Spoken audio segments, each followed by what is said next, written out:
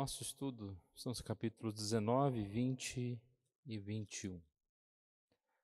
Como é muito comprido aqui, eu vou ler uns versículos e vou explicar outros. Tem umas partes aqui que contam detalhes da batalha, uma batalha. Então a gente pode pular alguns versículos para se conter apenas na parte mais importante aqui, né, nos detalhes que são mais importantes. Os detalhes da batalha dá para os irmãos verem depois em casa. Acredito que alguns irmãos já tiveram a oportunidade de ler o texto, então também fica bem mais fácil para a gente poder comentar. Lembra, irmãos, na semana passada nós estudamos 17 e 18, Juízes, Mica e o ídolo do lar, contando então um problema que surgiu numa casa, e essa casa, ela se transformou, esse problema de uma casa se transformou num problema quase que de uma tribo inteira, né? Quando os danitas também se envolveram com a casa de Mica. Uma das coisas que nós falamos é a respeito da forma que o povo estava separado de Deus, tomando as suas decisões pessoais. Então nós percebemos aqui a frase, né, do livro de Juízes, que sempre aparece dizendo que nesses dias não havia rei em Israel, e cada um fazia o que bem entendia, né? Não será diferente agora, de 19 a 21. Já o versículo 1 do capítulo 19 começa dizendo: naqueles dias em que não havia rei em Israel, houve um homem levita. E a gente vai perceber que a história, um problema enorme que vai acontecer, surge de novo em um homem, em uma casa, um problema de um lar que vai se estendendo, né? Às vezes a gente não tem a dimensão das coisas que podem acontecer por decisões erradas de uma pessoa. Uma pessoa pode destruir uma família, pode destruir uma cidade inteira. E é isso que a gente vê aqui. Uma outra questão aqui desses capítulos 19 a 21 não sei quantos viram, mas aqui narra tanta maldade, tanta violência, que nem é bom descrever com detalhes, né, o que está acontecendo aqui. Por quê? Porque a situação desse coração do homem, exatamente, sem um rei. O que é a ideia de sem um rei? Sem uma direção. É a direção totalmente sem direção. Sabe aquele trem, esse carro desgovernado? Você fica olhando, para onde será que ele vai? Não sei, ele vai para lá, vai para cá, rebate para cá. Assim é o homem sem Deus. Quem é o nosso rei? É Jesus. Quem tem Jesus tem direção. Mas o homem sem Jesus, ele pode até falar de Deus, eles falam de Deus o tempo todo aqui. Tomam decisão aparentemente que parece certa, mas de repente tomam uma outra decisão totalmente contrária àquela primeira e vão indo assim perdidamente. A gente estudar esse texto, primeiro porque faz parte, né, da Bíblia, mas a gente estudar esse texto, a gente pode perceber que essa maldade humana de hoje, vista nos dias de hoje, ela é a maldade de todas as épocas, de um homem sem rei, de um homem sem Jesus. Atrocidades, aqui se fala sobre até sequestro, se fala sobre estupro, se fala sobre problemas na casa, né, de separação, se fala de tantas coisas, e a gente percebe que é o que a gente vê aí no dia a dia. Você abre o jornal, você vai ver isso. Assassinatos, manifestações, aqui tem uma manifestação aqui horrível. Mas vamos lá então, irmãos. Prometo que nós vamos bem, né, sem delongas, né? E vamos contando a história para os irmãos. Então havia um homem levita, não tem o nome dele aqui. Ele tinha uma mulher que era a sua concubina. Versículo 2 diz que ela aborreceu-se dele. Na NVI está dizendo que ela o traiu. Então ela provavelmente o traiu e se afastou e fugiu para a casa do pai dela. Aquele homem, depois de 4 meses, acho que sentiu saudade dela e falou: eu vou buscar ela. Eu gosto dessa minha concubina. E foi até a casa do, digamos assim, né, do sogro. E lá foi muito bem recebido. Aqui conta, né, que houve muita alegria em recebê-lo. Versículo 4, seu sogro, pai da moça, o deteve por 3 dias. Isso vai até 5 dias.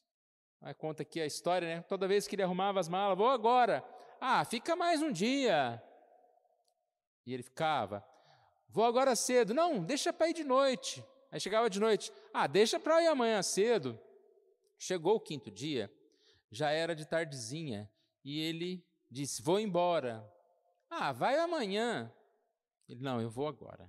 E aí é o que a gente pensa, que é o que a gente viu acontecendo no versículo 8. Madrugando-lhe ele ao 5º dia, partir, disse ao pai da moça, fortalece-te e detende até o declinar do dia, e ambos comeram juntos. Então o homem se levantou para partir, ele e a sua concubina e o seu moço, e disse do seu sogro, pai da moça, eis que já declina o dia, e tarde vem, chegando, peço-te que passes aqui à noite. Então foi a hora que ele foi embora. Vai-se o dia acabando, passa até aqui à noite, e o teu coração te alegra. Aí o versículo 10 que eu ia ler, li lá mais acima. Porém, o homem não quis passar ali à noite. Bom, então, ele foi no pior horário. De dia já era perigoso. Se a gente vive num mundo onde não tem rei em Israel, não, a gente vive num mundo sem lei, sempre tem um perigo. Sair de noite, sair de dia, é assalto de dia, tem maldade de dia, tem maldade de noite, mas às vezes a noite é pior. E aí ele foi, chegou até Jerusalém, e ele disse lá, não vou ficar aqui, porque aqui não é muito bom. Nós percebemos aqui que Jerusalém estava tomada por um povo pagão, né? Então, não vou ficar aqui. Vou até mais para frente. Vou lá até Gibeá. Gibeá, achando ele que ia se dar bem. Lá eram os benjamitas, os seus irmãos queridos. E aí ele chega até Gibeá e disse que ele chegou à praça, e ali ele assentou-se na praça e não houve quem o recolhesse. Versículo 15. Passaram ali e ficaram, ninguém hospedou. Então você percebe que a questão da hospedagem, né, sempre quando a gente lê na Bíblia, é algo que era muito levado a sério, então eles tinham esse cuidado. E ninguém hospedou o levita com a sua concubina e tinha mais gente lá. Passa um senhor, versículo 16, um homem velho, e aí lá no versículo 20 diz, paz seja contigo, tudo quanto te vier a faltar, fique a meu cargo, tão somente não passes a noite na praça. Então esse homem velho convidou para ir para a casa dele. Então até aí deu para entender bem a história, né? Um homem levita separou-se da sua esposa. 4 meses depois, ele foi lá na casa do sogro, buscou ela de volta. E fez uma viagem perigosa pela noite. Tinha que descansar, parou num lugar chamado Gibeá, onde eram os benjamitas, moravam. Ninguém hospedou, apenas um senhor que lá morava o hospedou.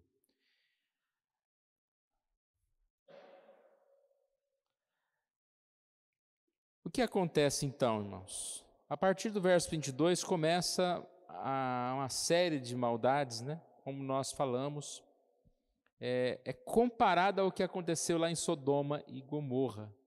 Eles estavam em casa, versículo 22, enquanto eles se alegravam, eis que homens daquela cidade, filhos de Belial, aqui é filhos de Belial, mas eram os benjamitas mesmo, sabe? É que eles, filhos de Belial, pela maldade deles, tá? Pela maldade do coração. cercaram a casa, batendo a porta, e falaram ao velho senhor da casa, dizendo: traze para fora o homem que entrou em tua casa, para que abusemos dele. Então, isso relembra bem aquela parte lá de Sodoma e Gomorra, mostrando então que a maldade era muito grande nessa cidade. Acho que ele escolheu errado, né? Talvez lá, se ele ficasse lá em Jerusalém, seria menos ruim do que está sendo aqui. Eu não vou ler, mas eu vou contar aqui então o que acontece. Aquele senhor da casa, ele oferece a filha dele, a concubina, no lugar de mandar o homem para fora para ser abusado. E esses não aceitam, mas de alguma forma, o próprio homem levita, aqui não está bem claro isso, mas em outras traduções está bem claro, ele coloca a sua concubina para fora. E assim ficaram, digamos assim, em paz. Lembra que nós falamos na semana passada? Quando a gente lê certas histórias, a gente está tentando entender e encontrar coerência, mas não há coerência aqui, porque essas pessoas estão fazendo coisas amalucadas. Aí ela tenta consertar uma coisa amalucada, fazendo outra mais amalucada ainda. É assim que o homem tenta consertar as coisas. Sabe aquela pessoa que está cometendo um crime, para não ser pego, comete um outro crime pior, ou esconde aquilo, ou para que uma pessoa não morra, mata outra? Nunca para. É assim o homem ímpio. Ao invés de parar, não, agora é hora de parar. Enquanto ele tiver fôlego, ele vai tentar se livrar, fazendo maldade a partir de maldade. É difícil a gente entender aqui essa história. Primeiro, ele não querer que o homem saia para ser abusado, a gente entende, porque é algo bíblico, né? Que seria um grande mal aquele homem ser abusado. Então, mas a mulher pode ser abusada? Parece que um pouco, para aquela cultura, não seria tão mal assim. Não, a mulher, deixa ela lá, ela vai ser abusada, e amanhã cedo está tudo bem, ela volta para casa, a gente vai embora. Tão curioso é isso, que aparentemente eles fecharam a porta e dormiram e descansaram. Eles não fizeram nenhuma reação, colocaram a mulher para fora, teve sossego. E aí a gente pensa, que homem levita é esse? Ele tinha falado, não tem jeito, eu vou, né? Agora, colocar a mulher para lá. E por que eu estou dizendo que ele dormiu tranquilo? Porque a gente percebe aqui que aquela mulher foi levada para distante. Olha o versículo 26. Ao romper da manhã, vindo a mulher, caiu à porta da casa do homem, onde estava o seu senhor, e ali ficou até que se fez dia claro. Já pensou? Você tem a sua esposa levada por homens estranhos. Primeiro que você ia atrás, né? Mas vamos supor que você ficou lá. Você ficou e dormiu, ela volta toda machucada e cai à porta, e não tem ninguém para abrir, para socorrer. Ela fica lá até clarear o dia, e aí no outro dia ele levanta. Quem levanta? É porque estava deitado, né? Versículo 27, levantando-se pela manhã, o seu senhor abriu as portas da casa, e saindo a seguir o seu caminho, eis que a mulher, sua concubina, jazia à porta. Ele achou que, então vamos embora, mulher, né? Olha o versículo 28, levanta-te, vamos. Porém ela não respondeu. Por quê? Que ela não respondeu, estava morta. Ela morreu. E aí, ele não se sentiu culpado em momento algum. Eu citei domingo aquela questão lá da Boate Kiss lá. A gente vê como é interessante o homem. Ninguém é culpado. Todo mundo se justifica. Né? Todo mundo tem uma história. Não, mas eu fui tentar apagar o incêndio, o homem que pôs fogo. Fui tentar apagar o incêndio, mas não tinha nada dentro do extintor. A culpa é do bombeiro. Não, mas o bombeiro fala, não, mas aqui a prefeitura que não estava fiscalizando e deu alvará. Aí o outro vem, não, mas a culpa... Daqui a pouco a culpa é de quem foi lá, né? Porque também, de certa forma, está um pouco culpado, porque se tivesse ficado em casa, não tinha morrido numa boate. Então a gente percebe assim, o homem sempre não tem culpa. Nessa hora, ele podia ter falado, o que eu fiz colocando a minha mulher para fora da casa? Não, ele fala, olha, o que essas pessoas fizeram com ela? Mataram ela. E aí a cena aqui é complicada, né? Porque ele pegou, colocou ela lá no seu burro, cavalo, não sei onde que ele colocou ela, e levou para casa, e lá, é jumento que está escrito aqui, e lá ele cortou a mulher em 12 partes e enviou para os limites da tribo de Israel. Então, por que ele fez isso? Aqui nós estamos falando do povo de Deus, uns contra os outros. Ou seja, a verdade aqui, por enquanto, é Benjamim contra o homem levita, certo? Contra a mulher concubina do homem levita. Lembra que eu falei que ele fez tipo uma manifestação? Ele fez tipo algo para chamar a atenção? O que eu posso fazer para chamar a atenção, para resolver esse caso? Eu quero uma reunião com as tribos de Israel, porque esses benjamitas não podem ficar assim, tranquilos, pelo mal que eles fizeram. Vou fazer uma manifestação. Vou cortar a minha concubina em 12 pedaços, vou dar uma para cada tribo. E adiantou. Por que adiantou? No versículo 1 do capítulo 20, diz: saíram todos os filhos de Israel e a congregação se ajuntou perante o Senhor em Mispa. Ou seja, vai haver essa reunião para tratar do caso. E aí a gente para, irmãos, e pensa, né? Tudo errado. A violência, a falta de hospitalidade, o abuso, a maldade.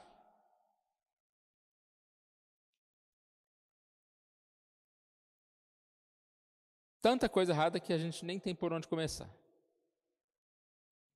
Mas falando dessa tal manifestação aqui,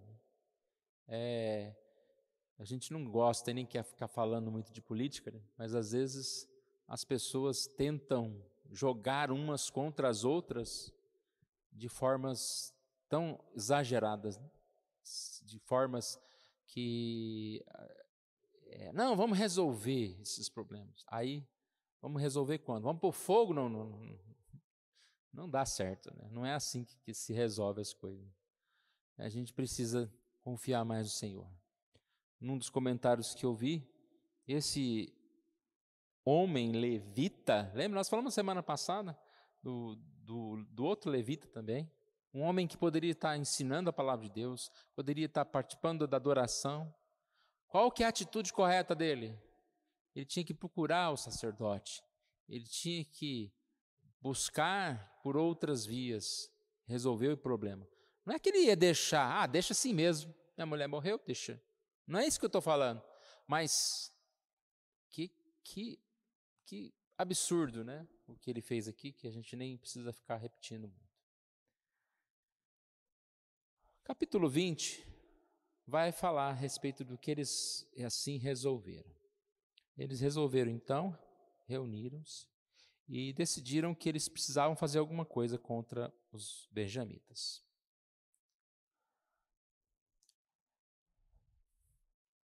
Reunidos, ouviram o homem levita, ele contou a história, é isso que está aqui dos versículos 4, 7, 8.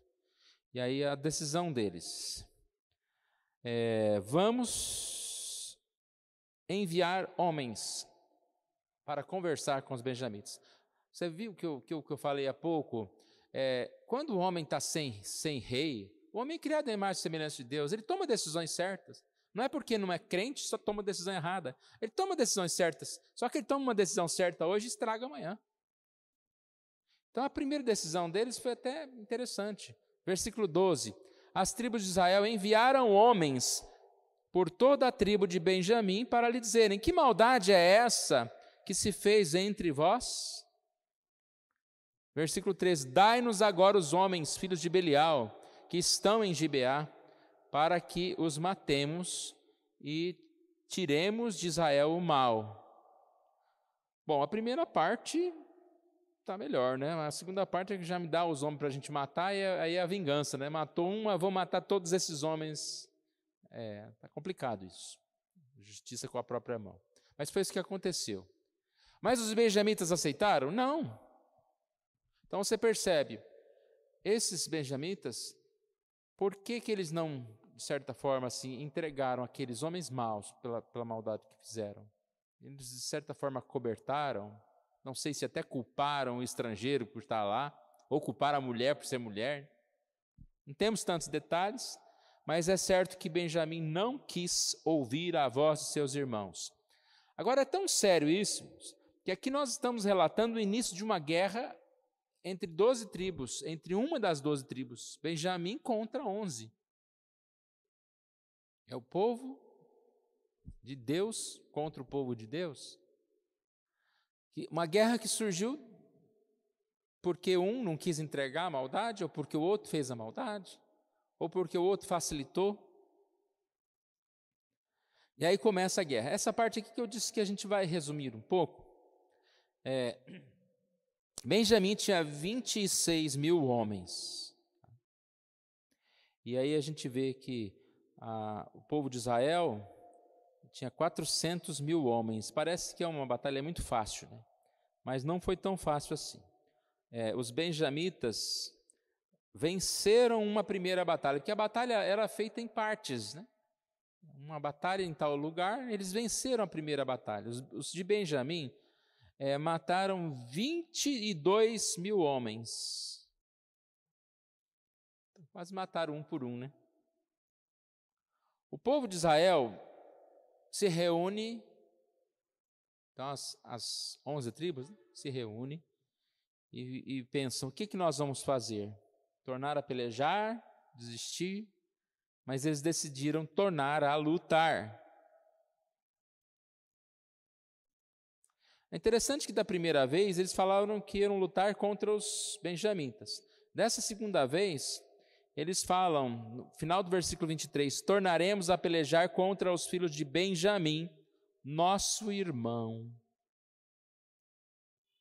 Respondeu o Senhor, subi contra eles. Mais uma vez, eles, digamos assim, perderam a batalha. O povo de Benjamim matou 18 mil homens. Aí o que acontece aqui? Na terceira vez, eles falam com o Senhor, devemos ir para a batalha, e o Senhor responde, subi, que amanhã eu os entregarei às vossas mãos. Então o Senhor não só diz para eles voltarem para a batalha, como que eles iriam vencer a batalha. E agora eles usaram uma estratégia interessante. Bom, primeiro os benjamitas já estavam um pouco convencidos, né? Não está muito fácil esse negócio. E eles facilitaram caindo numa emboscada. Os homens aqui, as tribos de Israel, enviaram alguns poucos para atrair a atenção dos benjamitas para fora da cidade. Eles saindo para fora da cidade para matar esses poucos, eles chegaram lá e mataram os poucos, acho que são 30 e poucos. Mataram esses poucos aqui, uns 30 homens. Só que eles saíram da cidade. E aí deixou a cidade desguarnecida de exército. E aí há uma série de detalhes aqui como eles foram fazendo várias emboscadas, pegaram uns pela estrada, pegaram uns voltando, mataram os que estavam lá na cidade. E assim a gente percebe, nesse capítulo, né, que os benjamitas foram derrotados. Mas também, né, irmãos, 400 mil homens, se não conseguisse vencer esses 26 mil aqui, seria estranho demais, né? A quantidade. Versículo 47, 47. Porém, 600 homens viraram e fugiram para o deserto, a Penha, Rimom, onde ficaram 4 meses. Os benjamitas foram destruídos, mas sobraram quantos? 400 homens que fugiram para um lugar. Todos os demais foram mortos. Lembra que eu disse? Um homem que não tem Deus no coração, não sabe o que fazer, uma hora faz uma coisa, outra hora faz outra. O versículo 21 começa com arrependimento. Ai, matamos nossos irmãos. E agora? Vai ficar uma tribo a menos? Não pode ficar uma tribo a menos. Eles haviam jurado que não dariam as suas filhas como mulher dos benjamitas. Ia ficar uma tribo a menos, mas ainda sobraram 400 homens. 600? Estava indo bem, tá? 600 homens. É porque 400 vai ser a primeira leva de casados, depois sobra 200, né? 600 homens.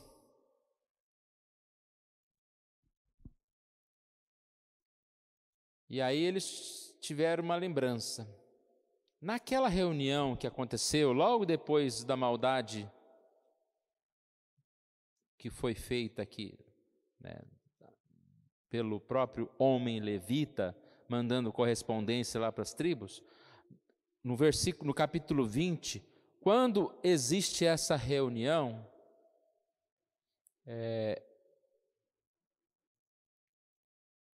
alguém faltou. E quem é esse alguém que faltou?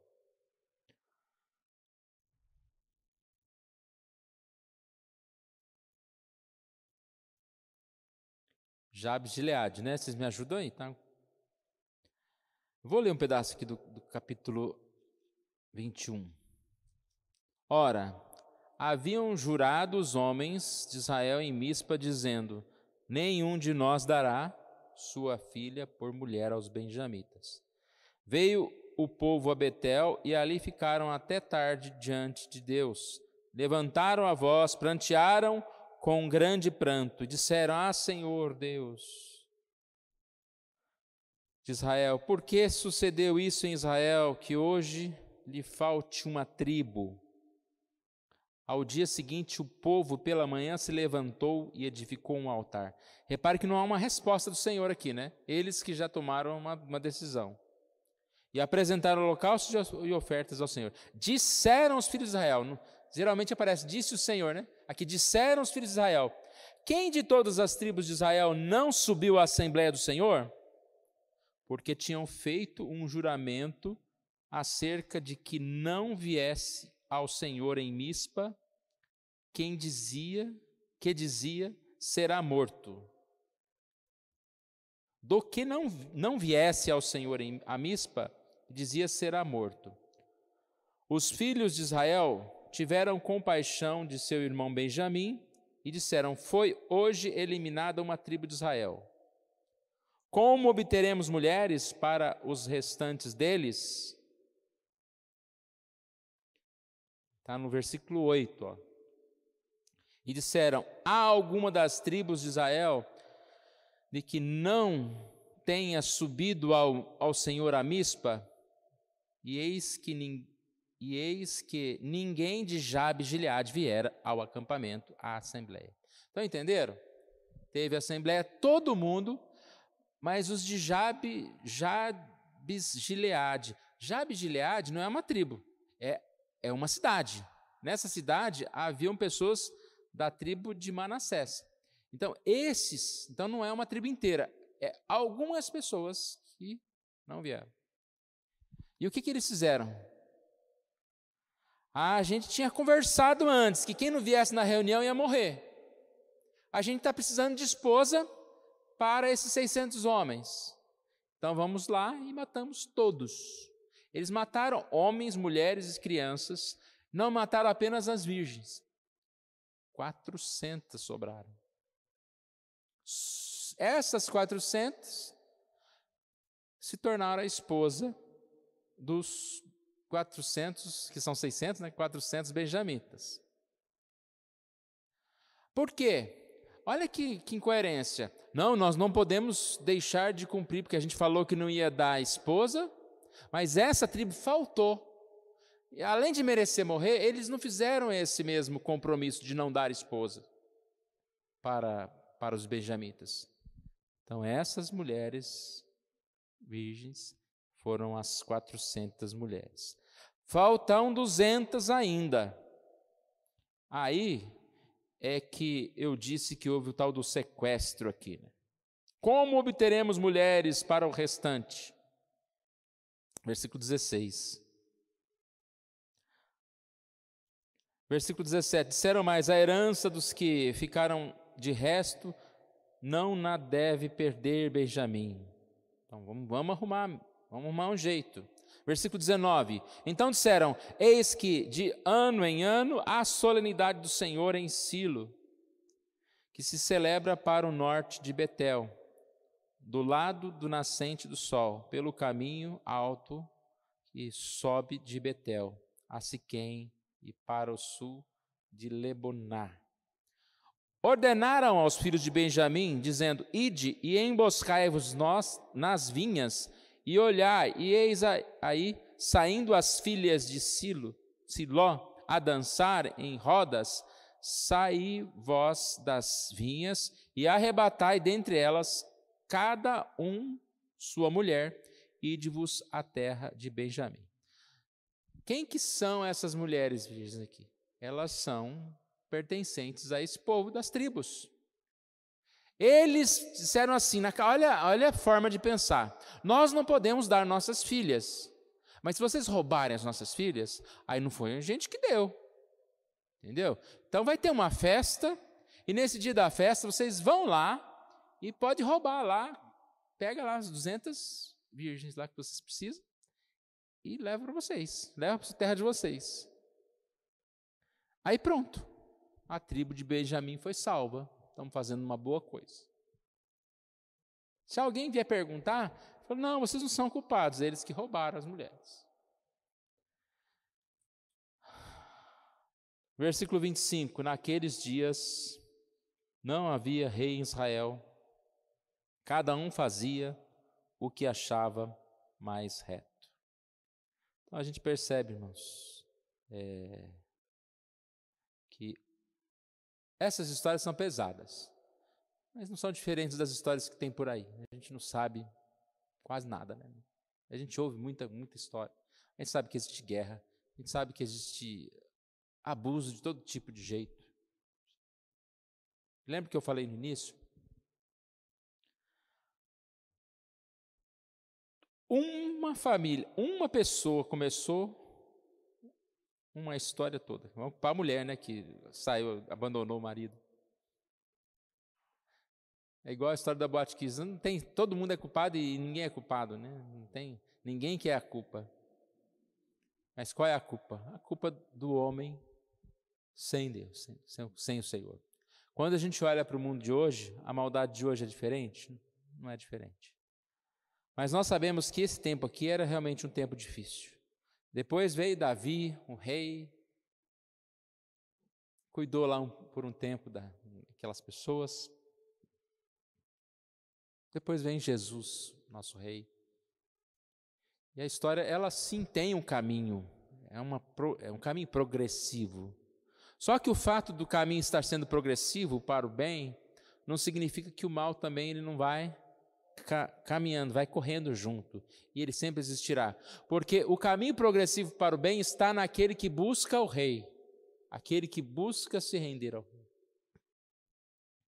Essas pessoas aqui são pessoas iguaizinhos a nós. Tem uma série que chama Insight, que fala a respeito do que tem dentro, né?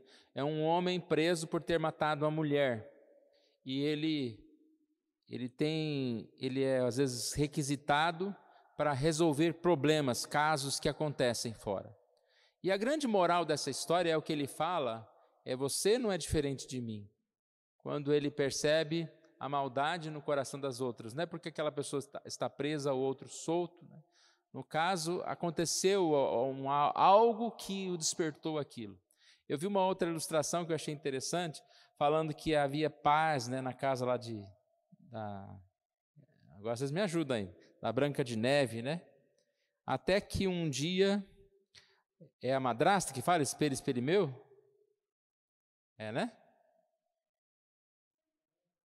Ajuda aí. Existe alguém mais bonita do que eu? Aí pronto, né?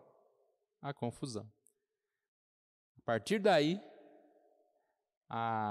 resolve matar, resolve perseguir, vira aquela confusão. A mulher vira uma bruxa e tudo mal. E aí essa pessoa que comentava isso, ela falava o seguinte, o que acontece com você quando você é contrariado? O que acontece com você? O que acontece com a gente quando a gente é tentado, o que acontece com a gente quando a gente passa por determinada situação. De repente, uma pessoa normal, ele sofre uma decepção, alguma coisa, uma raiva, ele virou um assassino do dia para o outro. Então a história desse Inside é esse homem que está preso por causa disso. Ele diz, eu vou contar o que aconteceu comigo. Vai ficar para outra temporada lá, que ele vai contar o que aconteceu com ele. Nada justifica. Mas tudo justifica quando você não tem um rei. Por que as pessoas se justificam? Porque elas acreditam que tomaram a decisão certa, mesmo a decisão mais errada. Porque elas tomaram a decisão do momento, do coração, e acham que estão certas. Por que nós não somos assim? Porque nós temos um caminho diferente, porque nós temos Jesus. E é Ele que tem que ser o nosso guia, porque senão nós vamos ser igualzinho ao mundo. Nós estamos sujeitos aos mesmos erros, aos mesmos pecados. E o nosso pedido é que Deus nos livre. A gente cantou no início, eu venho como estou, mas Jesus por mim morreu, e por isso eu sou renovado, por isso eu sou perdoado, e por isso eu não preciso viver dessa forma. Então que Deus esteja nos abençoando, irmãos. Cada vez mais eu tenho visto a necessidade que a gente tem, irmãos, não só ler a Bíblia, né? É de estudar a Bíblia. Porque imagina, se você ler esse texto aqui, são 3 capítulos, passa rapidamente, a gente não consegue reter nem 5%, 6%, 4% de um conteúdo, nem entender a história, porque a Bíblia ela tem histórias bem complexas, que você precisa parar, ler várias vezes. Você lê a segunda vez, você entende mais um pedaço. Então a gente precisa estudar mesmo a Bíblia, toda a Bíblia. E o Senhor fala conosco. Vamos fazer invertido, vamos orar, depois nós vamos cantar mais um cântico, mais um hino. Pai querido, nós agradecemos a Ti por essa oportunidade que o Senhor nos dá, de estarmos na Tua casa, ó Deus, de reconhecermos, ó Pai, que que necessitamos, somos carentes de Ti, ó Deus. Precisamos, ó Deus, ter o Senhor como nosso Rei, para nos governar, para nos dirigir, ó Deus. Pai, tenha misericórdia de nós, opera na nossa vida, ó Pai, nos dando direção, nos dando força para andar melhor, ó Deus, para que tudo que fizermos, ó Deus, seja realmente um progresso, seja realmente para estar mais perto de Ti, da Tua vontade, ó Deus, para adorarmos ao Senhor, ó Deus. Tenha misericórdia, Deus, de nós, nossas falhas, mas principalmente, ó Deus, esteja abençoando esse mundo tão perdido, tão caído, ó Pai, amenizando as maldades, ó Deus, mudando corações daqueles que porventura estão distantes do Senhor, ó Pai, que eles possam retornar aos caminhos do Senhor. Sim, ó Deus, nós agradecemos a Ti pela vida e pela oportunidade que o Senhor nos deu mais uma vez de estudarmos a Tua palavra nessa noite. Nós oramos em nome de Jesus. Amém.